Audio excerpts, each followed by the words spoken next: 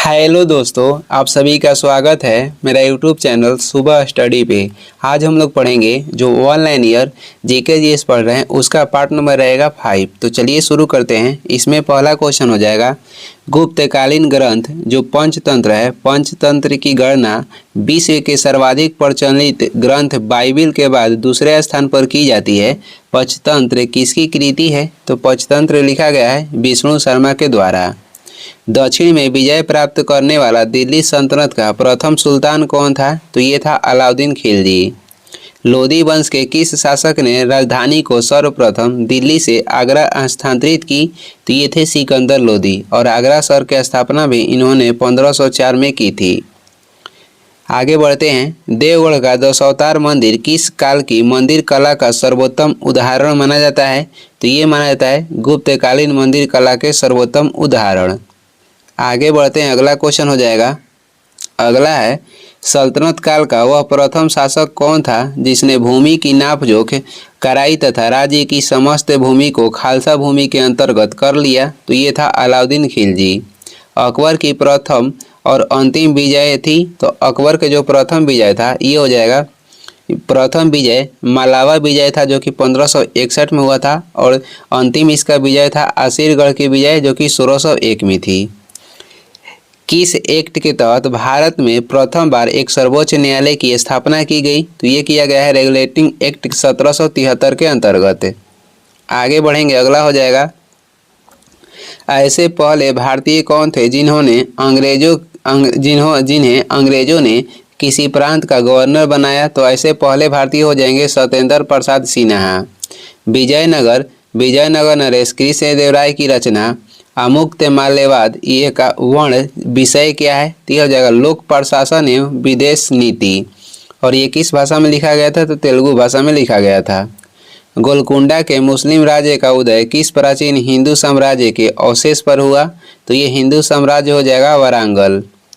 चोल मंदिर के प्रवेश द्वार को क्या कहा जाता था? इसे बोलते थे गोपुरम।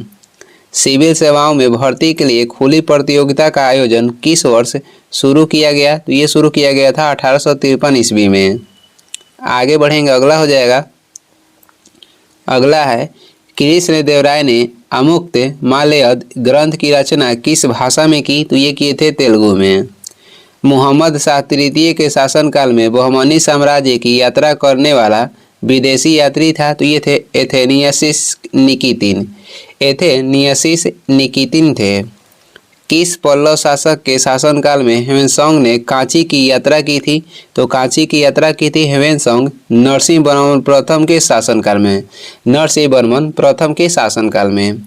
बौद्ध संगीतियों का आयोजन किस प्रयोजन से किया गया? तो ये बुद्ध की शिक्षाओं के समाकन तथा विवादों के निपटारे के लिए। आगे बढ़ते हैं, अगला हो जाएगा, अमीर खुसरो रचित खज़ैन उल फतूह किस शासक के संबंध में जानकारी देता है? तो ये अलाउद्दीन खिलजी के संबंध में जानकारी देता है। दिल्ली सल्तनत की आधिकारिक भाषा क्या थी? तो ये थी फारसी। रत्नावली, प्रियदर्शिका और नागानंद नामक 3 प्रसिद्ध नाटकों की रचना किसने की? तो ये किए थे हर्ष ने, यानी कि हर्षवर्धन ने। भारत की प्रथम विकसित सैंधव सभ्यता के संबंध में जानकारी प्राप्त करने का एकमात्र स्रोत क्या है? ये हो जाएगा उत्खननों से प्राप्त नगरावशेष। तारीख ए फिरोज शाही की रचना किसने की थी? तारीख ए फिरोज शाही की रचना किए थे जियाउद्दीन बर्नी। आगे बढ़ेंगे, अगला हो जाएगा। अगला है, दिल्ली सल्तनत के किस सुल्तान ने सैनिकों को भी वेतन भू राजस्व के रूप में देने की प्रथा शुरू की थी? ये थे फिरोज शाह तुगलक। शिवाजी को राजा की उपाधि किसने प्रदान की? औरंगजेब ने सन 1666-67 ईस्वी में। किस शासक ने राजकीय अभिलेखों को खुदवाने की परंपरा शुरू कर भारतीय इतिहास को व्यवस्थित रूप से प्रदान करने में महत्वपूर्ण भूमिका यानी कि योगदान दिया? तो ये हो जाएंगे मौर्य सम्राट अशोक। महात्मा बुद्ध के जन्म कब हुआ था? तो महात्मा बुद्ध के जन्म लुम्बिनी नेपाल में हुआ 563 ईसा पूर्व। आगे बढ़ते हैं, अगला हो जाएगा, मगध पर शासन करने वाला प्रथम गैर क्षत्रिय वंश कौन सा था? तो मगध पे शासन करने वाला प्रथम गैर क्षत्रिय वंश हो जाएगा शिशुनाग वंश। किस ग्रंथ में चंद्रगुप्त को वृषल तथा कुलहीन कहा गया है? तो ये कहा गया है मुद्रा राक्षस में, जिसका लेखक हो जाएंगे विशाख दत्त। कनिष्क ने किस धर्म को राज्य श्रेय प्रदान किया था? तो ये हो जाएगा बौद्ध धर्म को। पुहार की व्यापारी कोलन की कथा का वर्णन किस तमिल महाकाव्य में है? तो यह है शिल्पाधिकारम में। आगे बढ़ेंगे, अगला हो जाएगा। अगला क्वेश्चन है, हर्षवर्धन और चालुक्य शासक पुलकेशिन द्वितीय के बीच युद्ध किस वर्ष हुआ था? ये हुआ था 624 होगा, 624 ईस्वी में, 34 नहीं होगा, 624 ईस्वी में हुआ था। गौतम बुद्ध का जन्म कपिलवस्तु के समीप लुम्बिनी वन में हुआ था। इस स्थल का आधुनिक नाम क्या है? तो ये हो जाएगा रुमनदेई। मोहम्मद साहब के अनुसार कुरान की आयतें खुदा ने किसको दी थी? तो ये दी थी मूसा को। दिल्ली सल्तनत पर शासन करने वाली एकमात्र महिला रजिया सुल्तान किसकी पुत्री थी? तो ये इल्तुतमिश की पुत्री थी। आगे बढ़ेंगे, अगला हो जाएगा। कोणार्क के प्रसिद्ध सूर्य मंदिर का निर्माण किस शासक के संरक्षण में हुआ? तो ये हुआ है नरसिंह देव प्रथम के संरक्षण में कोणार्क के सूर्य मंदिर बनाया गया है। सिंधु सभ्यता का समूचा क्षेत्र किस आकार का है? तो ये त्रिभुज के आकार का है। मौर्य के काल में साम्राज्य की राजधानी कहाँ थी? तो ये थी पाटलिपुत्र। मिर्जा गयास बेग किस मुगल सामग्री के पिता का नाम था, जिनको उनकी बेटी ने एदातमाद उद्दौला की उपाधि दिलवाई? तो ये थी नूरजहां। संगम काल में औरार किन्हें कहा जाता था? तो संगम काल में औरार कहा जाता था जासूसों को। आगे बढ़ते हैं। भारत के किस प्राचीनतम अभिलेख में पहली बार संस्कृत भाषा का प्रयोग हुआ है? तो पहली बार ये प्राचीनतम अभिलेख हो जाएगा रुद्र दामन का जूनागढ़ अभिलेख, जिसमें पहली बार संस्कृत भाषा के प्रयोग हुआ है। किस स्थान पर महात्मा बुद्ध ने 5 सन्यासियों के साथ संघ की स्थापना की? तो ये कहाँ पे किए थे? सारनाथ में। पैगंबर मुहम्मद साहब के कहाँ को रवाना होने के दिन से हिजरी संवत की शुरुआत हुई? तो ये मक्का से मदीना रवाना हुए थे, उसी के उपलक्ष्य में हिजरी संवत की शुरुआत हुई। अनंत बर्मन द्वारा निर्मित लिंगराज मंदिर कहाँ पर स्थित है? तो ये उड़ीसा के भुवनेश्वर में। और इसकी नींव कौन डाले थे? तो ये नींव डाले थे यति केसरी। आगे बढ़ेंगे, अगला हो जाएगा। सैंधव स्थल चन्होदड़ो और कोटदीजी किस नदी के तट पर स्थित है? तो ये सिंधु नदी के तट पर स्थित है। कश्मीर के मार्तंड मंदिर का विनाश किसने किया था? सिकंदर शाह। मुगल साम्राज्य में सम्राट के बाद सर्वोच्च न्यायाधिकारी कौन होता था? तो ये थे काजी उल कुजात। पृथ्वीराज चौहान तथा मोहम्मद गोरी के मध्य कितने युद्ध हुए? तो ये हुआ था 2 युद्ध, तराइन के प्रथम युद्ध और तराइन के द्वितीय युद्ध। तराइन के प्रथम युद्ध हुआ था 1191 में और दूसरा हुआ था 1192 में। पहला में किसका जीत हुआ था? पृथ्वीराज चौहान के, और दूसरा में जीत हुआ मोहम्मद गोरी के। आगे बढ़ते हैं, अगला हो जाएगा। दिल्ली सल्तनत की एकमात्र सुल्तान रजिया इल्तुतमिश की पुत्री थी और वह किसके पश्चात दिल्ली सल्तनत की सुल्तान बनी? यह रुकनुद्दीन के बाद दिल्ली सल्तनत के सुल्तान बनी थी। बाबर के प्रथम आक्रमण के समय दिल्ली सल्तनत की गद्दी पर कौन था? तो बाबर जब आक्रमण किया उस समय दिल्ली सल्तनत पे थे इब्राहिम लोदी। तहकीक-ए-हिंद शीर्षक ग्रंथ की रचना किसने की? तो ये किए थे अलबरूनी ने। आगे बढ़ते हैं, अगला हो जाएगा। किस ग्रंथ से पता चलता है कि अशोक ने कश्मीर में बितास्ता नदी के किनारे श्रीनगर नामक नगर की स्थापना की थी? तो इसका उल्लेख किया गया है राजतरंगिणी से, यानी राजतरंगिणी से इसका उल्लेख मिलता है। कैप्टन हॉकिंस और सर थॉमस रो ने किस मुगल शासक के संबंध में विस्तृत चर्चा की है? तो जहांगीर के संबंध में। आगे बढ़ते हैं, अगला क्वेश्चन हो जाएगा। अगला क्वेश्चन देखेंगे, चित्राक्षर लिपि किस काल की लिपि है? तो चित्राक्षर जो लिपि है ये सैंधव काल की लिपि है। विज्ञानवाद के प्रमुख आचार्य कौन थे? तो ये थे मैत्रेय नाथ। चोल, पांडव और चेरों के संबंध में जानकारी मुख्यतः कहाँ से प्राप्त होती है? चोल, पांडव और चेरों के जो संबंध है ये संगम साहित्य से इनकी जानकारी प्राप्त होती है। भारत का नेपोलियन किसे कहा जाता है? तो ये कहा जाता है समुद्रगुप्त को। महरौली अभिलेख से किस सम्राट के विषय में जानकारी प्राप्त होती है? तो ये चंद्रगुप्त द्वितीय के बारे में जानकारी प्राप्त होती है। आगे बढ़ते हैं, अगला हो जाएगा, भारत के सर्वप्रथम राष्ट्रीय शासक के रूप में किसे जानते हैं? चंद्रगुप्त मौर्य को भारत के प्रथम भारतीय राष्ट्रीय शासक बोला जाता है। विक्रमांक देव चरित किसकी रचना है? तो ये बिल्हड़ की रचना है। मुस्लिम ग्रंथ हदीस का विषय क्या है? तो मुस्लिम जो ग्रंथ है हदीस, इसमें मोहम्मद साहब के कथनों, तथ्यों, उनके जीवन से संबंधित कथाओं का संग्रह है। बिंबिसार किस वंश के थे? तो ये हर्यक वंश के थे। उतबी, फिरदौसी तथा अलबरूनी किस सुल्तान के समकालीन विद्वान थे? तो ये मोहम्मद गजनबी के दरबार के विद्वान थे। आगे बढ़ते हैं, अगला हो जाएगा, बहमनी साम्राज्य का वह कौन सा शासक था जो दुष्टता और नृशंसता के लिए इतिहास में जालिम के नाम से जाना जाता था? तो ये हो जाएगा हुमायूं। इसे जालिम हुमायूं बोलते थे, जो कि बहमनी साम्राज्य के था। इतिहास प्रसिद्ध कोहिनूर हीरा कहाँ से प्राप्त हुआ? ये प्राप्त हुआ है गोलकुंडा की खान से। चोल वंश का प्रथम शासक कौन था? तो ये थे करिकाल। दिल्ली सल्तनत पर किन किन वंशों ने शासन किया? ये हो जाएगा दास वंश, खिलजी वंश, तुगलक वंश, सैयद वंश, लोदी वंश। आगे हो जाएगा, खालसा का प्रारंभ किस सिख गुरु ने किया? ये किए थे गुरु गोविंद सिंह ने। कब किए थे? 1699 में। आगे बढ़ेंगे, अगला हो जाएगा, किस पेशवा की मृत्यु के पश्चात पेशवा का पद वंशानुगत हो गया था? तो ये थे बालाजी विश्वनाथ। इनकी मृत्यु के पश्चात जो पेशवा के पद था ये वंशानुगत हो गया। 1943 में देश के किस भाग में भयंकर अकाल पड़ा जिसमें लगभग 30 लाख लोग मौत के मुंह में चले गए? तो ये पड़ा था बंगाल में। मैकियावेली के प्रिंस की तुलना भारत के किस ग्रंथ से की जाती है? तो मैकियावेली के जो प्रिंस की तुलना है ये कौटिल्य के अर्थशास्त्र से की जाती है। सम्राट कनिष्क ने शक संवत की कब प्रारंभ किया? जो शक संवत है इसका प्रारंभ कनिष्क ने कब किए थे? तो 78 ईस्वी में। सभी धार्मिक आर्यवंशी अपनी मूल उत्पत्ति किस राजा से मानते हैं? तो ये मानते हैं मनु वैवस्वत से।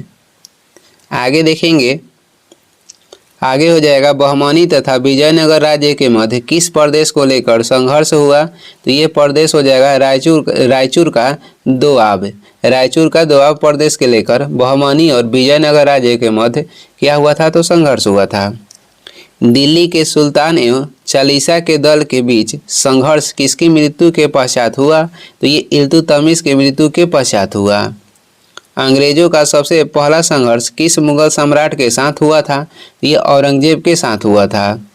राजा बनने से पूर्व वह अंग का राज्यपाल था और उसे कुणिक के नाम से जाना जाता था।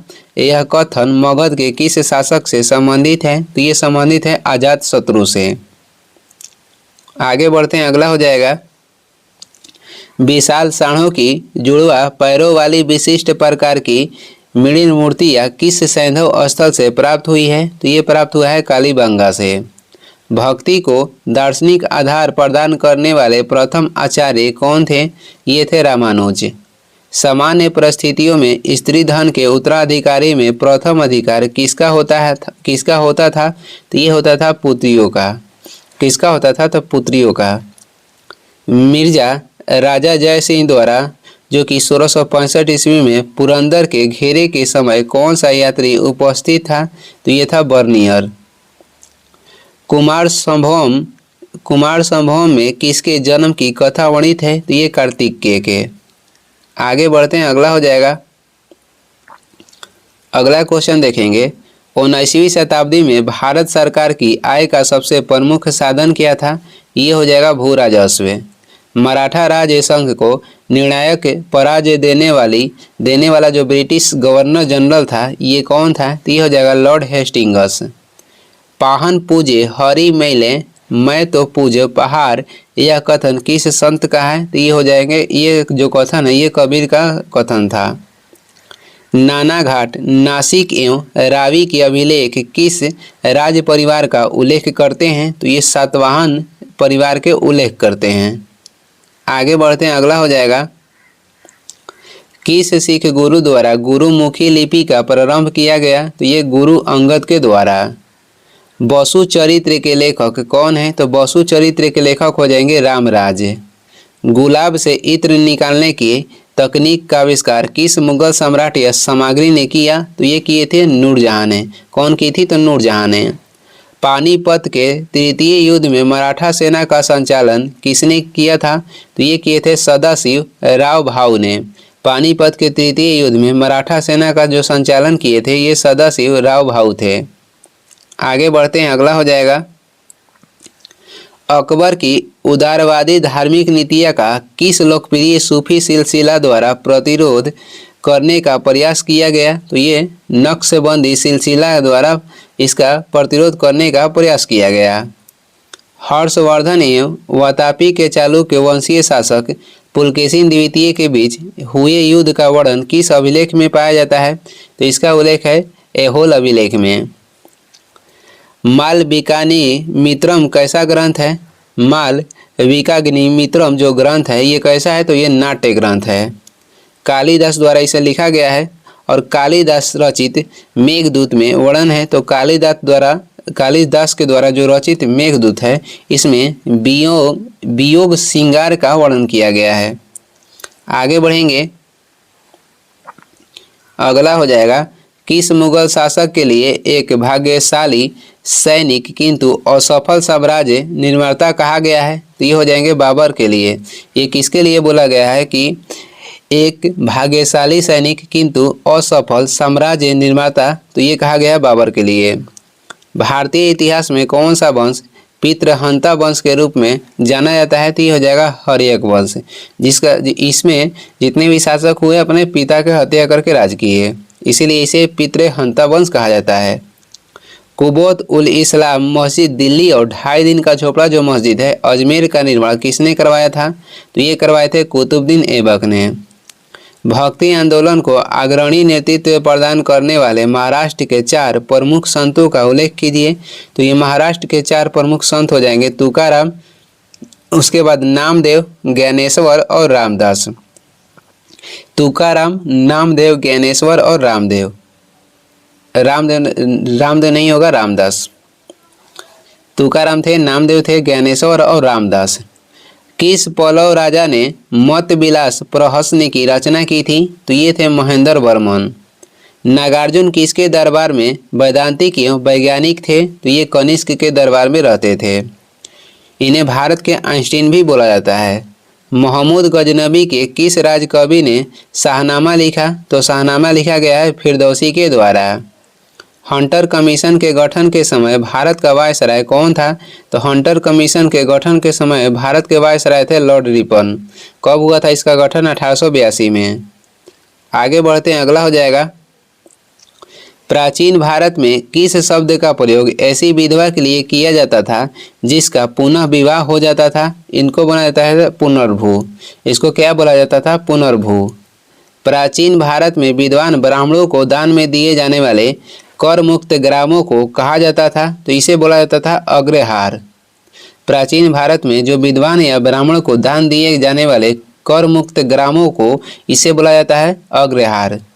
ब्रजयान बौद्ध धर्म में बुद्ध या बोधिसत्व की संगनी को कहा जाता था? तो इसे कहा जाता था तारा। सती प्रथा का अभिलेखीय साक्ष्य कहाँ से मिलता है? तो 510 ईस्वी के भानुगुप्त के एरण अभिलेख से। आगे बढ़ेंगे, अगला हो जाएगा, राजत रंगड़ी के अनुसार निर्वाचन द्वारा सिंहासन प्राप्त करने वाला राजा कौन था? ये थे गोपाल। दिल्ली से दौलताबाद राजधानी परिवर्तन के बाद मोहम्मद तुगलक ने राय पिथौरा और सीरी के मध्य में एक नगर बसाया था। उस नगर का नाम क्या था? उस नगर के नाम था जहांपनाह नगर। आगे बढ़ेंगे, अगला हो जाएगा, शिवाजी के काल में परराष्ट्र मामलों के अधिकारी मंत्री की क्या संज्ञा थी? तो इसे बोला जाता था सुमंत।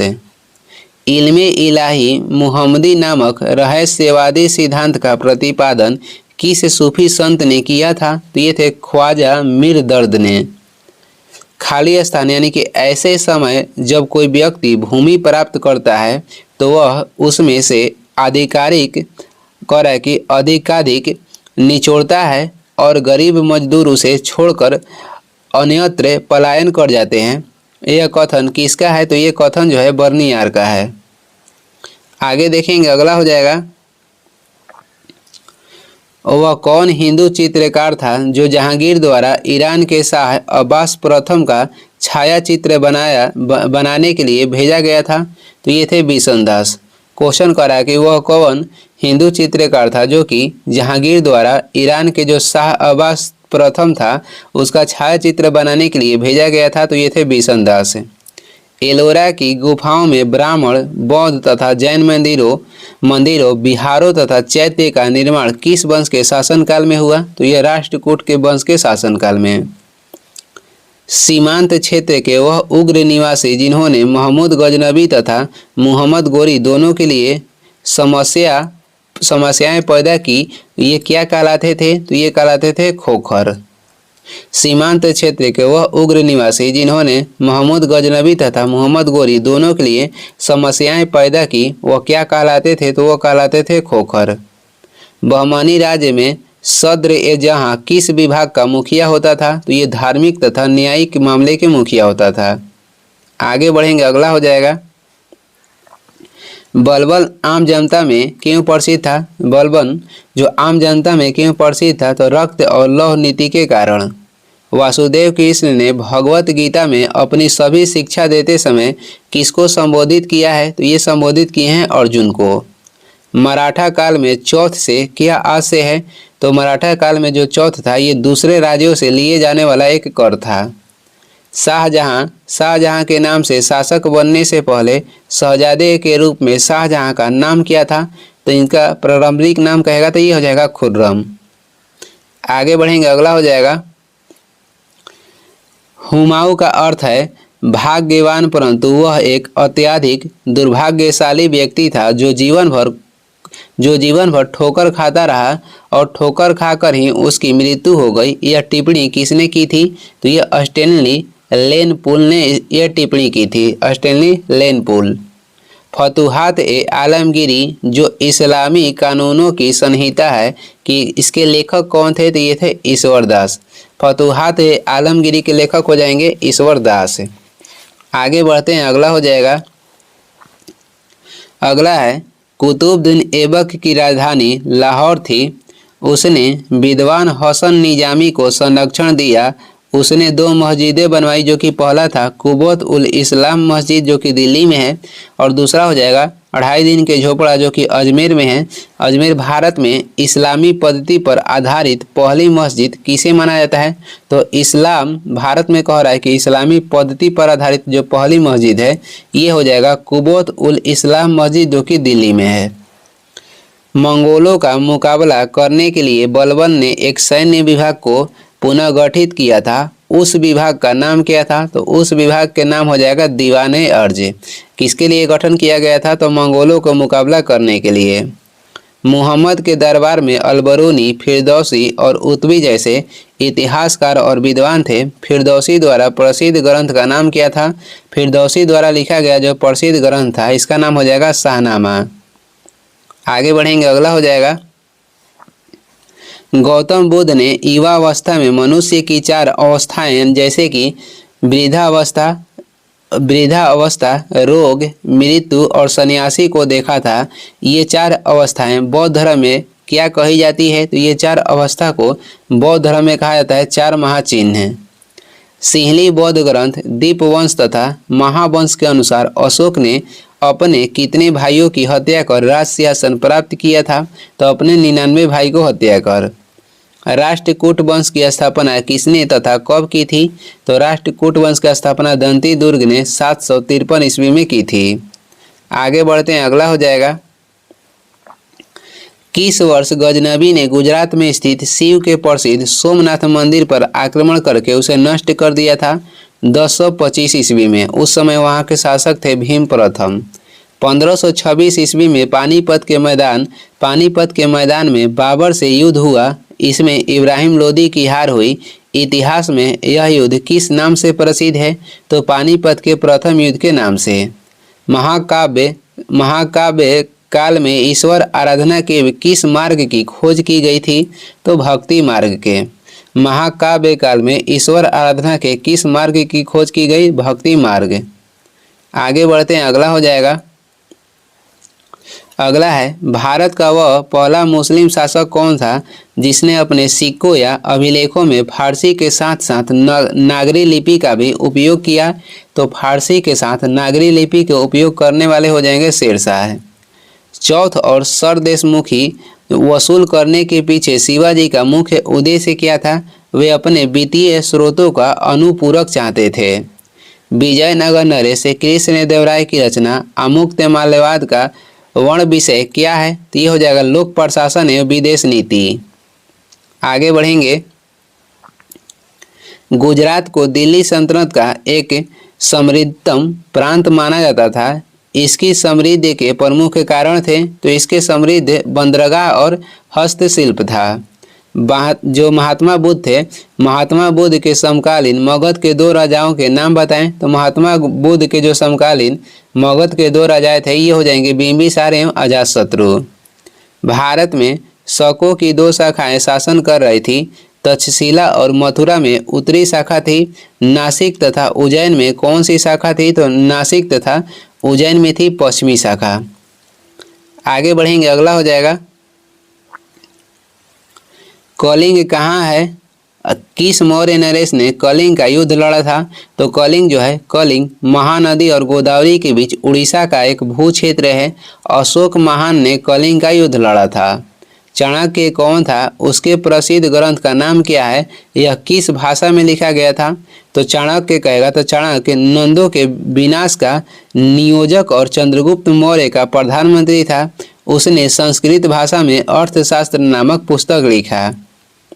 आगे बढ़ेंगे, अगला हो जाएगा, कौन सा दिल्ली सुल्तान अपने बाजार नियंत्रण के लिए सबसे अधिक प्रसिद्ध है? बाजार नियंत्रण के पीछे उसका सबसे महत्वपूर्ण उद्देश्य क्या था? तो ये हो जाएंगे अलाउद्दीन जो खिलजी थे, ये अपने बाजार नियंत्रण के लिए प्रसिद्ध थे और विजयों के लिए प्रबल एवं दक्ष सेना का रखरखाव इनका मुख्य लक्ष्य था, यानी कि उद्देश्य था। अलाउद्दीन खिलजी द्वारा रणथंभौर पर आक्रमण का प्रमुख उद्देश्य क्या था? तो रणथंभौर के जो आक्रमण के उद्देश्य कहेगा तो ये हो जाएगा अभेद्य दुर्ग का अधिकार करना। आगे बढ़ते हैं, अगला हो जाएगा, उलीमा से आप क्या समझते हैं? शासन पर उनका क्या प्रभाव था? उलेमा मुस्लिम धार्मिक व्यक्ति होता था। शासन पर उसका बहुत प्रभाव रहता था। इन्होंने अपने प्रभाव से शासन को मुस्लिम धर्म सापेक्ष करवा रखा था। उलेमा जो था मुस्लिम धार्मिक व्यक्ति होता था, शासन पर उसका बहुत प्रभाव रहता था। उन्होंने अपने प्रभाव से शासन को मुस्लिम धर्म सापेक्ष करवा रखा था। भक्ति आंदोलन के प्रमुख संतों के नाम लिखिए। तो भक्ति आंदोलन से संबंधित प्रमुख संत हो जाएंगे रामानंद, कबीर, रामानुज, दादू, गुरु नानक, बल्लभाचार और चैतन्य तथा आदि। दक्षिण भारत से जो भक्ति आंदोलन था ये उत्तर भारत में कौन लाए थे? तो ये थे रामानंद। अकबर के समय की चित्रकला के विकास हेतु पृथक विभाग का अध्यक्ष कौन था? उसे क्या उपाधि दी गई? जो चित्रकला विभाग का जो अध्यक्ष थे ये अब्दुल समद को बनाया गया था, उसे श्री कलम की उपाधि दी गई। आगे बढ़ते हैं, अगला हो जाएगा, इल्तुतमिश कुतुबुद्दीन ऐबक का दामाद व उत्तराधिकारी था। इल्तुतमिश को निश्चित रूप से तुर्कों द्वारा उत्तर भारत की विजयों का वास्तविक संगठनकर्ता माना जा सकता है। उसकी शासन अवधि क्या थी? तो इल्तुतमिश की जो शासन अवधि थी 1211 ईस्वी से लेकर 1236 ईस्वी थी। बुद्ध काल में किस मगध नरेश ने लिच्छवियों को पराजित किया था? लिच्छवियों की राजधानी कहाँ पर थी? तो अजातशत्रु ने लिच्छवियों को पराजित किया, जिसकी राजधानी कहेगा तो वैशाली थी। आगे बढ़ते हैं, किस सम्राट ने देवनाम प्रिय की उपाधि धारण की? इसका क्या अर्थ होता है? अशोक मौर्य ने देवनाम प्रिय की उपाधि धारण की, जिसका अर्थ होता है देवताओं का प्रिय। सम्राट कनिष्क किस धर्म के अनुयायी थे? तो ये महायान बौद्ध धर्म के अनुयायी थे। और ये इस वीडियो के लास्ट क्वेश्चन है। वीडियो को लास्ट तक देखने के लिए धन्यवाद। वीडियो पसंद आ रहा है तो लाइक कर दें, चैनल पर नए हैं तो सब्सक्राइब कर दें। कुछ सुझाव एवं सलाह देना है तो कमेंट करके ज़रूर बताएं। Thank you.